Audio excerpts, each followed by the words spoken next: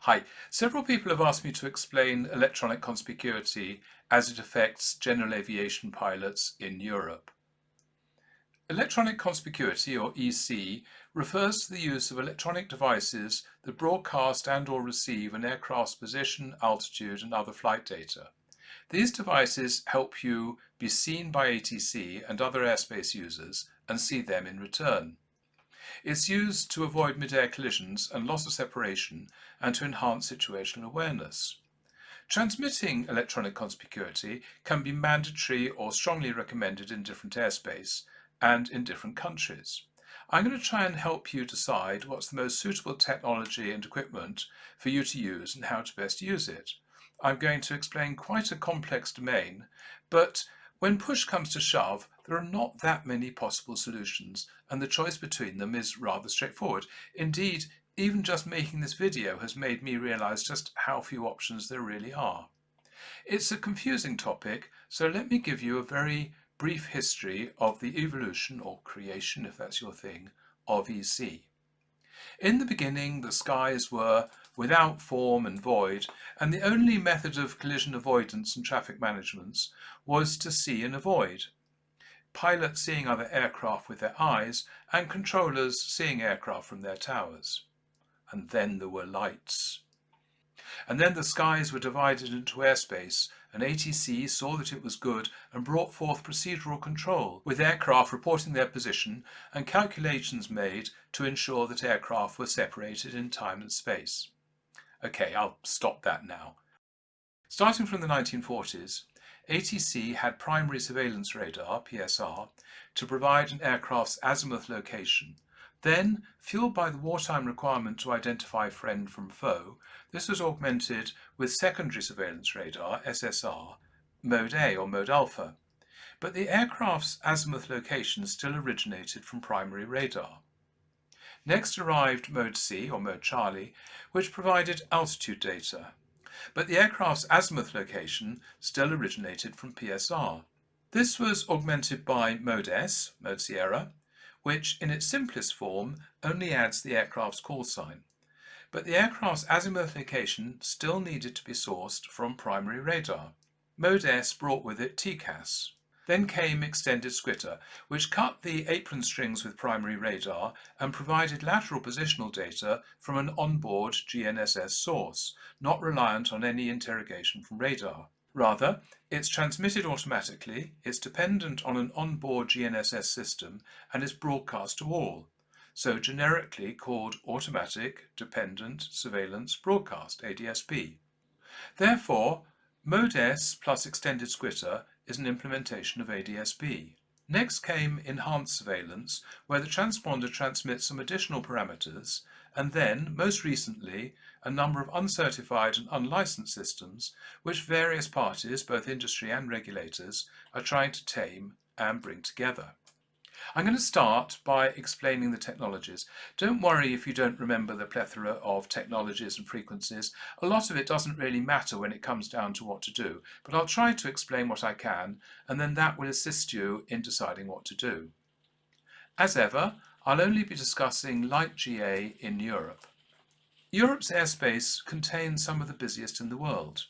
General aviation aircraft, drones, gliders, commercial airliners, and all manner of other traffic all share this space. Even in VMC, where visual lookout remains critical, electronic conspicuity provides an additional layer of safety, especially in poor visibility or high traffic areas, and helps direct the pilot's lookout towards threats. But in IMC, it becomes the principal defense against collision. It enhances the ability to see and avoid other traffic, even when they're not visually apparent. Having said that, there's plenty of evidence, scientific and anecdotal, that we can't see light aircraft further away than about 2 miles, so any alerts of traffic any further away than that can only prepare us for when we need to start looking for it. Furthermore, EC carries the psychological risk that we will feel safe and comfortable and lower our guard if there are no contacts around us. But the reality is that for a host of reasons, such as equipage, incompatibility, technical shortcomings, coverage, and so on, there are likely to be many threats around which don't show up on our screens. If we feel cocooned and don't look out, we could run the risk of air prox or collision. There's also the reverse problem. Because many EC solutions allow us to see other aircraft at very large distances, many tens of miles in some cases, we can lose focus on nearer threats. Please don't get me wrong, being able to see aircraft at 40 miles, such that we can see, for example, runway direction and location of thunderstorm cells, and to position ourselves on the approach with respect to other traffic, are very useful, but that's not the focus of EC. Anyway, I'll come back to usage tips later, but I need to make sure that you understand the technology first. Underlying the issues of EC is that of frequency congestion. There just isn't room to put everything on one frequency as more and more airspace users want to see and be seen. This is made worse by the fact that the use of the standard frequency, 1090 MHz, started way before the digital age and consequently has standardized on a bandwidth-hungry protocol, which means that there isn't enough room for all potential users of today. Not just as adoption goes down market in the manned aviation sphere, but also as UAVs and drones are becoming more widespread. Electronic conspicuity is required in specific airspace, so I'll also be talking about regulatory compliance. Let's talk about technologies used for electronic conspicuity in Europe. The main system used by ATC in controlled airspace remains the secondary surveillance radar, SSR, transponder, which responds to a radar pulse on 1030 MHz by amplifying it, adding information to it, and rebroadcasting it back to the radar station on 1090 MHz. That 1090 frequency becomes really important to our discussions later. Transponders are mainly classified by the information they send back. There are 4 response modes: ground, alpha, Charlie and Sierra mode. Ground mode flags that the aircraft is not airborne, poses no threat to other aircraft and can be filtered out. Larger airports with ground radar use this capability to monitor and control taxiing aircraft. Mode alpha transponders return only the 4-digit squawk code. Mode Charlie additionally responds with the flight level of the aircraft, or altitude based on standard pressure setting if you prefer. All modern transponders include more information and are collectively called Mode S. It's quite frustrating, not to mention a little silly and confusing, that the 2 Mode S standards have the initials ELS and EHS, and they can additionally send ES. The simplest, ELS or elementary surveillance, only adds the aircraft's unique 24-bit ICAO address and the call sign to the received radar pulse as it rebroadcasts it, but does not provide any location data. It's used by ATC to augment primary radar, and it's the primary radar that provides the location information. Enhanced surveillance, or EHS, provides additional flight parameters like selected altitude, that is the altitude that the autopilot has been instructed to climb or descend to or maintain, heading and track, indicated airspeed, ground speed, vertical speed, bank angle and rate of turn, but again does not provide the location of the aircraft. Extended Squitter, or ES, additionally broadcasts the aircraft's GNSS position and velocity. And let's be clear from the get-go that Extended Squitter, or 1090 ES, is the principal source of Automatic Dependent Surveillance Broadcast, ADSB, in Europe. ADSB is so named because it doesn't require any external stimulus, such as ground station interrogation, to transmit. It's transmitted automatically. It does require an onboard location system, such as GNSS, to transmit location data, and it's broadcast because it's transmitted to all and not triggered by receiving an interrogation signal. There's a lot of chatter, which I'll be engaging in a minute, about Sky Echo, UAT and other technologies such as Pilot Aware, but to all intents and purposes, ADSB in Europe is 1090 ES. I emphasize that because before I started making this video, I don't think I had really internalized that, and I'm supposed to be in the higher echelons of knowledge and understanding. Unlike Mode S, Extended Squitter data is broadcast regardless of whether the transponder is being interrogated, so can be picked up by compatible receivers in other aircraft and on the ground, regardless of whether the transponder is being interrogated. This makes it particularly useful when out of range or below radar coverage.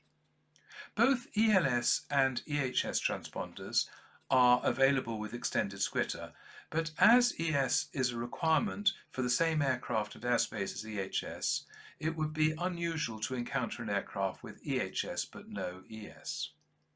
EHS and extended squitter are unlikely to be mandatory for most PPLIR members, as compliance in Europe is limited to aircraft above 5,700 kilograms or a maximum true cruising airspeed of 250 knots. Generally, to operate under IFR in Europe, it's mandatory to carry working Mode S with at least ELS. Mode S is also mandatory in some transponder mandatory zones, even under VFR. Generally speaking, and rules do vary across Europe, it's permissible to fly an aircraft without a transponder outside controls airspace under VFR. But if a transponder is fitted, it must be switched on to its highest capability, i.e. Mode C must be used if it's fitted, whenever the aircraft is in flight. And finally, existing Mode A and C transponders can still be used outside controlled airspace in some countries, but they cannot be newly installed into any airframe, including those in Annex 1, such as historical and experimental aircraft. While transponders were originally developed for ATC, using primary surveillance radar to be able to see and identify aircraft, systems for aircraft to see and respond to the transponder and other aircraft soon followed. These systems are called Traffic Advisory System, TAS, and Traffic Collision Avoidance System, TCAS. There are technically 3 levels of such systems, TCAS 2, TCAS 1 and TAS.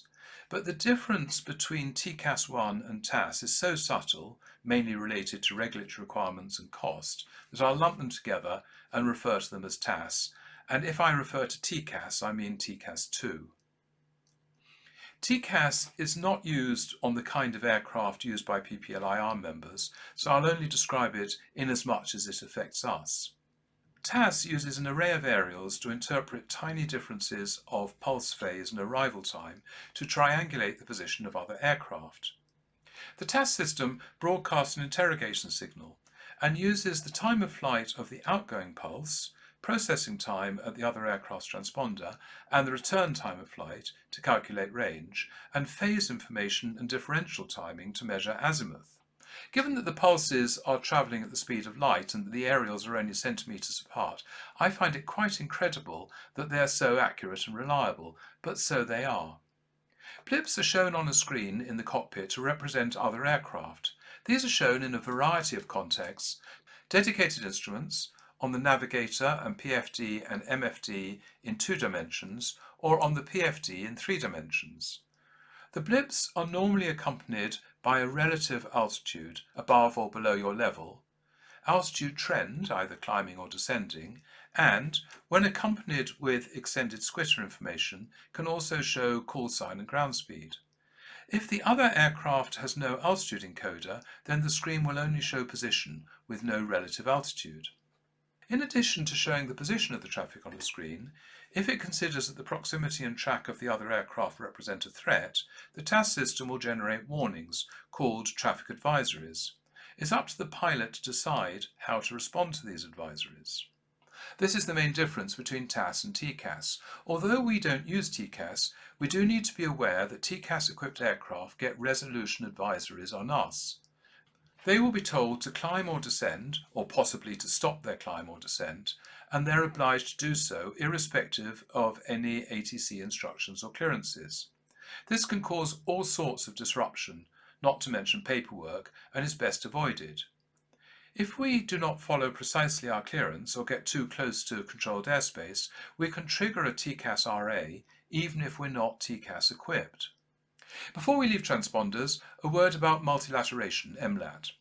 MLAT uses a network of geographically separated ground stations to find the position of aircraft with transponders based on difference in response time to different stations. 2 MLAT stations can place an aircraft on a line. A third station may be able to locate it if all 3 stations are ideally positioned, but generally 4 stations are considered the minimum to pinpoint it. Thereafter, the more ground stations able to see a transponder, the better. There are many different MLAT networks in Europe.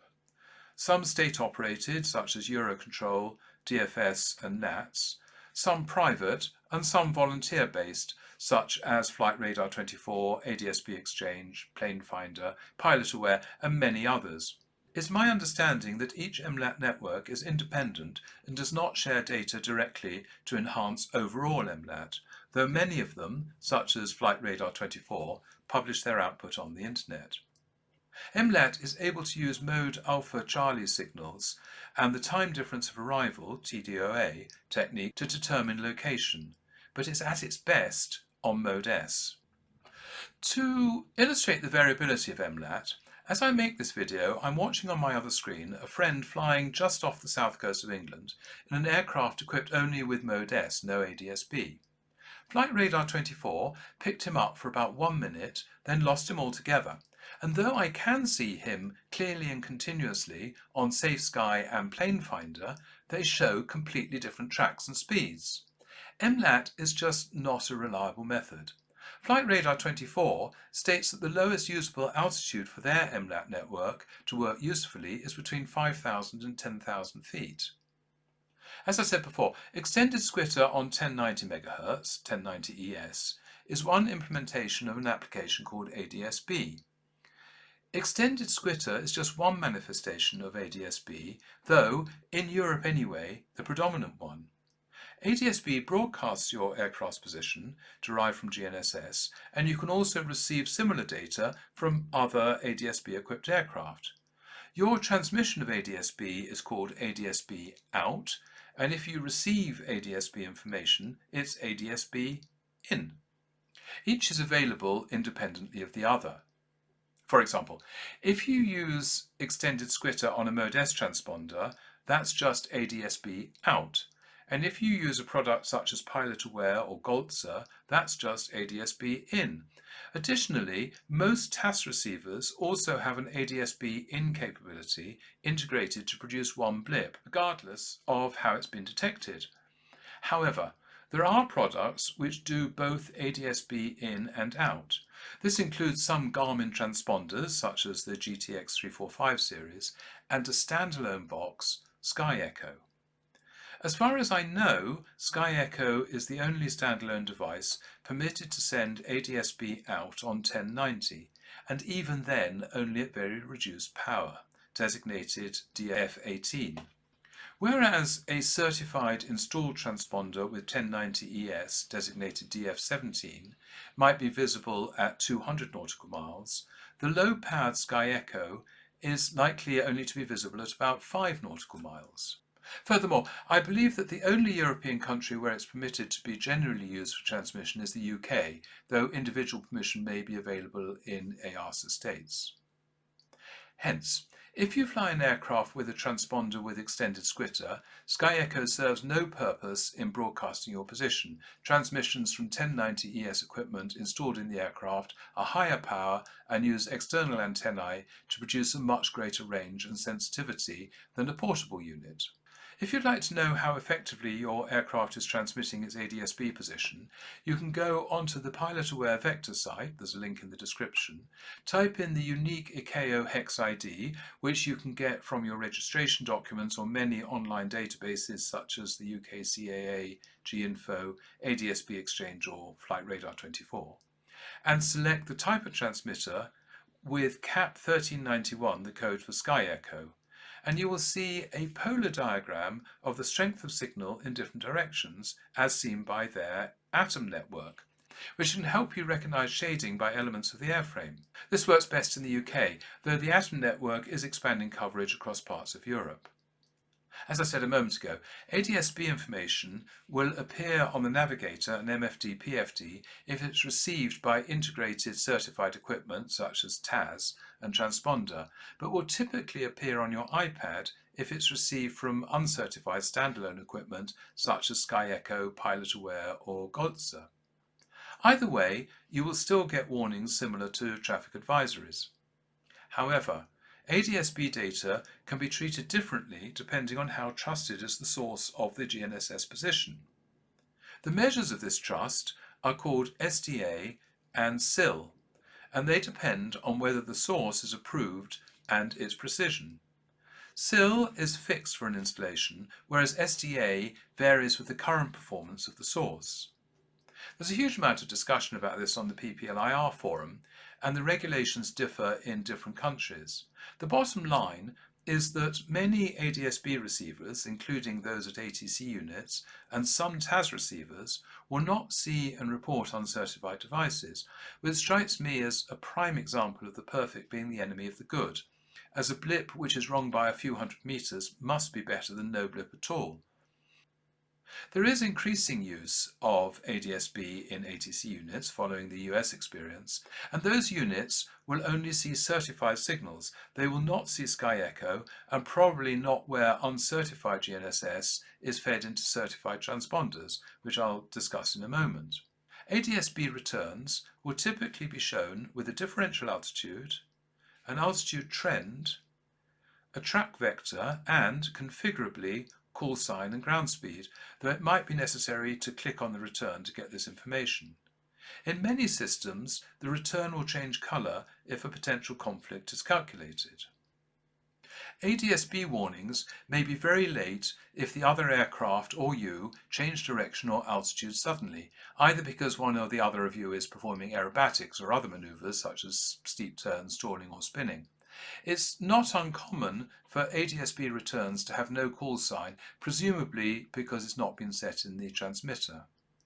Of course, there are several reasons why traffic does not show.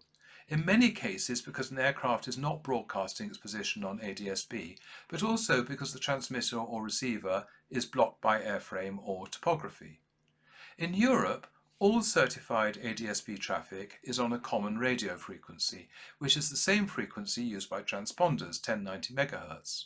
In the US, there's a second frequency of 978 MHz approved for light aircraft flying below 18,000 feet, which is why you'll see ADS-B equipment advertised as dual frequency. But many national authorities in Europe do not currently approve the use of 978, though discussions are taking place as we speak. Watch this space. Transponders and ADS-B are regulated and mandated technologies, but there are other unregulated protocols in place, notably FLARM, Pilot Aware and FANET. These all use the unregulated but unlicensed 860 MHz band, specifically between 868 and 869.525 MHz. The benefit of the 860 MHz band is that it uses modulation and protocols more modern than used in 1090 MHz, so has a far greater capacity. As the 860 band is unlicensed, there's also much greater opportunity for rapid innovation so long as the national telecommunications standards are met. The 860 band was introduced for and is used by non-aviation applications such as the Internet of Things, industrial, scientific and medical applications. FLARM was originally developed for gliders and is in widespread use in that community. Some light aircraft do also use it, but ADS-B and Pilot Aware are generally favoured in powered aircraft. Because gliders fly relatively slowly and are often circling close together and have limited electrical systems, FLARM is short range, often less than 5 miles. This can mean FLARM traffic suddenly appears close by with late warnings. Generally, it's just safest to avoid areas of known glider activity, which show on charts and NOTAMs. FANET, Flying Ad Hoc Network, is a system rather similar to FLARM used by some paragliders, hang gliders and drones. I have to admit to knowing very little about it, except that it exists. From what I can make out, you can think of it as being another FLARM-type EC. FANET Plus combines a FANET and FLARM transmitter and receiver into the same unit. Pilot Aware uses a proprietary transmission format called P3I. This is only recognized directly between Pilot Aware users, but there are several integrated systems which receive and rebroadcast P3I data.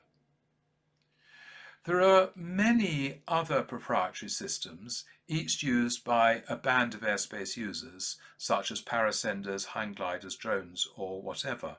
So, there are many ways that aircraft broadcast their position, at least 5 by light aircraft: transponders and 1090 ES on the 1090 band, and FLARM and Pilot Aware P3I on the 860 band, specifically 868 MHz, and, as I'll be discussing in a minute, on the cellular network.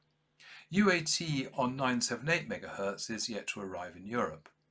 Now, I've distinguished 1090 SSR and ES devices as being regulated, licensed and approved from the 868 devices which are less regulated, but EASA is working on a specification to bring these latter devices into the fold, developing a standard called ADS-L, with L for light.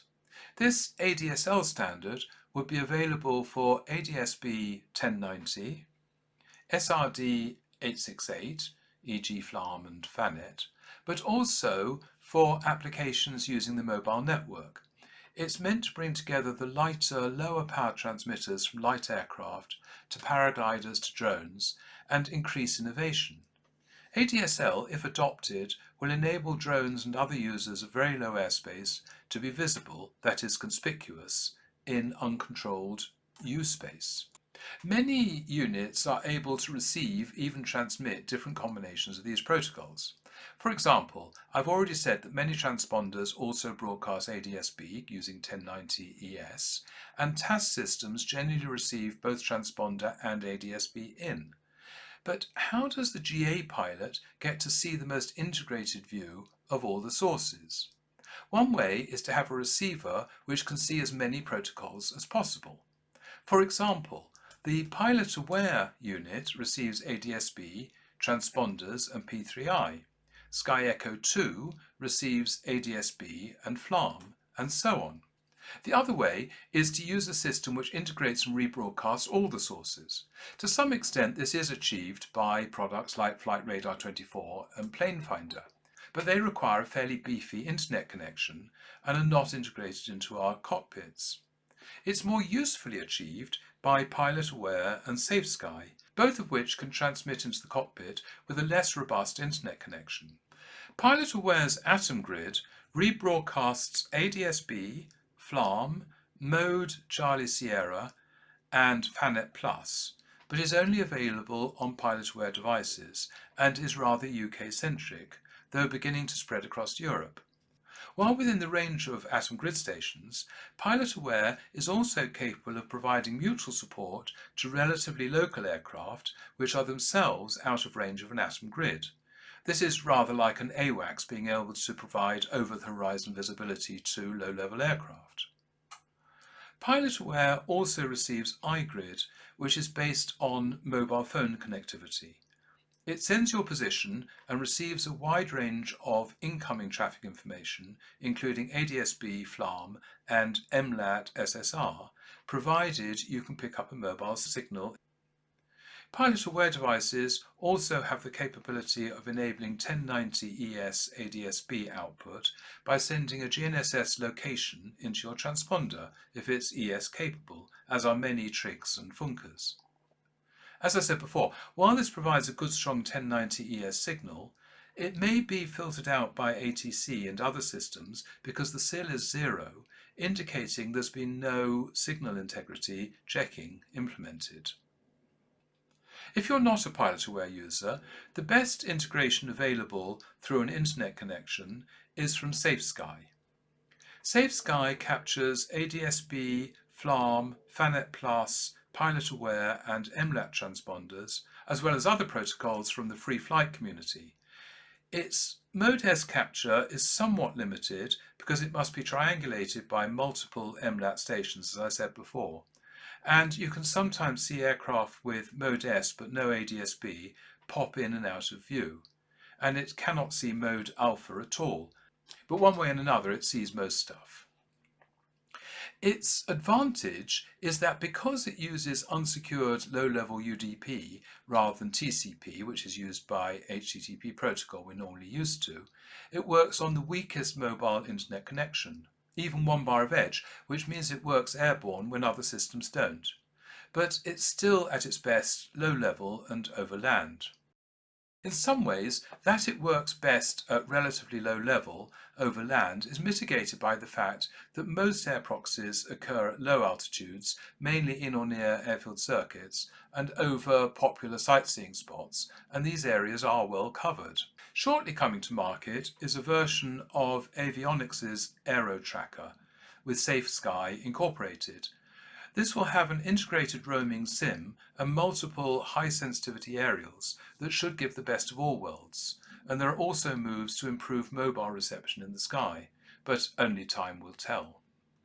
Until you have that self-contained box, you are dependent on your phone or tablet, and I'm about to make myself very unpopular in some quarters, but it has to be said, because there's evidence to show it, if you're depending on a weak signal in a difficult environment, iPhones outperform almost all other devices, being matched only by the highest premium phones from other manufacturers such as Samsung and Google. A budget Android phone will simply not receive signals where top-end phones will. Airborne internet connectivity may take a further stride forward if and when satellite internet becomes more widely and reliably available through Starlink and similar services, and when more cellular networks allow airborne use. Safe Sky integrates directly with moving maps such as SkyDemon, 4Flight and Garmin Pilot using the GDL90 interface, such that the traffic it picks up is displayed on the moving map. But in that configuration, you'll see no traffic when you have no internet connection. To do that, you have to use an intermediary device, such as Sky Echo, and that entails connecting from Safe Sky to the ADS-B device, and then to the moving map, which creates a world of flakiness, as everything has to be set up just right, and it has no resilience to any temporary break in the chain. There's a cumbersome pre-flight sequence every flight. As Pilot Aware and Safe Sky are both commercial operations, both run by dedicated individuals who wish to make the world of aviation a better and safer place, I have to be very careful comparing their products, as I really don't want to devalue either of them. They're both doing a great job, but I will try to distinguish so that you can take your own decision as to which suits you. Safe Sky has an obvious price advantage. Its most basic implementation is completely free, but functionality is limited to seeing traffic within the app on your phone or tablet. If you want to see it within your flight planning app or connect it with Sky Echo or other devices, you have to pay for premium, but that's still very cheap at €40 per year. Safe Sky integrates a host of traffic information from many sources. It works equally across the whole of Europe. However, it's dependent on a mobile signal, and once that signal is lost, all traffic data is lost. If linked to Sky Echo, it will integrate ADS-B traffic received directly by that device and also pass that traffic on to other Safe Sky users. Sky Echo will also send a low-power ADS-B 1090 ES signal, so you can be seen at short range by other aircraft able to receive it. Pilot Aware has a higher entry cost of around €700 to €800 depending on options, and a recurring cost of €30 per year. This provides direct detection of ADS-B and of other pilot-aware devices, regardless of connectivity. The capability is greatly enhanced if the aircraft is in range of the Atom network, which is very extensive in the UK and has some rather limited presence in France, Germany and Spain. It will pick up MLAT, ADS-B, FLARM and FANET Plus traffic when not in range of the Atom network, but, like Safe Sky, only if it has mobile connectivity. If you have an ES-capable transponder, Pilot Aware can be used to feed GNSS data in to enable 1090 ES.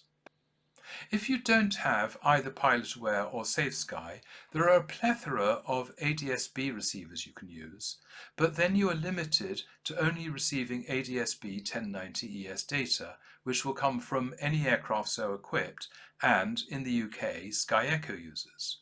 So, how should we operate our flights with EC? What I mostly use it for are circuit traffic. Obviously, you can't rely on everything being visible, but if you are using Atom or Safe Sky, or TAS with ADS-B in, a lot does show up. There are some circuits, White Waltham to the west of London, and some Swiss airfields where aircraft just emerge from valleys spring to mind, where I feel very uncomfortable unless I can see traffic and align what I see with what I hear. General VFR en route awareness. You can't reduce your scan because so much traffic does not show up, but it can help focus your attention. If you can see FLARM traffic, whether directly on your device or relayed by Atom or Safe Sky, it can help you route away from milling gliders, both overhead their sights and on competitions. As I said before, FLARM is very short range, so this is where the relays really come into their own. IFR situational awareness. For example, to see why ATC is placing restrictions on me and to allow me to ask for level changes once conflicting traffic has passed. Quite often, you'll be flying on own navigation and then will be put on the heading you're already flying anyway. This is to allow ATC to reduce separation, typically from 5 nautical miles to 3 nautical miles, and it's helpful and interesting to monitor this as it happens. Of course, in controlled airspace, almost everyone has Mode S, and most of them have 1090 ES. Traffic avoidance in poor VMC and IMC outside controlled airspace. Obviously, this is mostly a UK thing, as flying IMC IFR outside controlled airspace is the norm rather than the exception.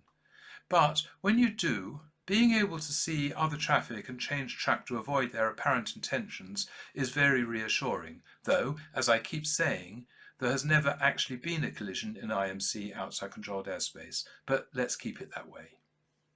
IFR positioning, seeing where other instrument traffic is on the approach, etc., and seeing what other traffic is doing. For example, what runway is in use, how they seem to be avoiding weather. We all have our own experience of how we see EC. In my Navajo, I see TCAS and certified ADS-B on my PFD, MFD and Navigator, and Sky Echo with Safe Sky at lower altitudes on Sky Demon and on my iPad. I'm continuously scanning both as traffic appears from different sources on each of them. In theory, both systems should be picking up the same traffic, but that certainly is not the case. It's much more intuitive to see traffic on the iPad, as you can compare it better with surface features, traffic patterns and instrument procedures.